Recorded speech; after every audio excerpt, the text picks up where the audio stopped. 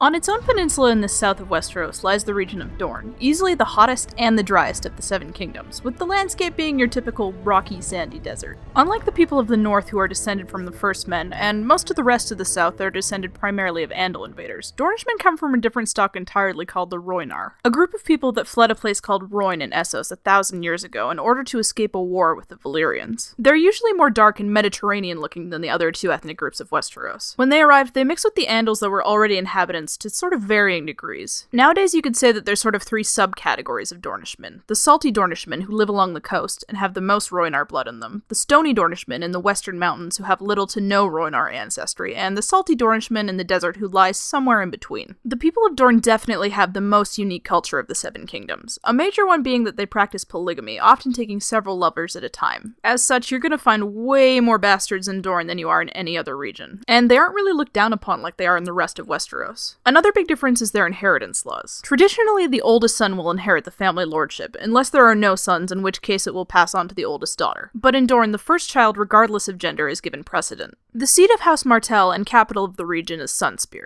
Sunspear is a fairly large castle protected by 3 walls that wrap around it. At its center is the Spear Tower, a massive skyscraper that shoots high up above everything else in the city, usually used as a guest chamber or for political prisoners. The Tower of the Sun is a shorter but much wider dome building with marble floors and stained glass that used to act as a throne room, but since then has been turned into more of a study and council room. To approach these 2 towers, along with the other main buildings that house the Martell family, it's a simple walk through the 3 large gates, but stray too far from the main path and you'll end up lost in a maze of secret passageways and narrow back alleys. Outside the gates of Sunspear is what's known as the Shadow City, a poor district filled with small decrepit homes and shops, cobbled together mostly from bits of rock and mud. Thanks for watching, and make sure you subscribe so you don't miss out on probably the most exotic family of Westeros, the Martells.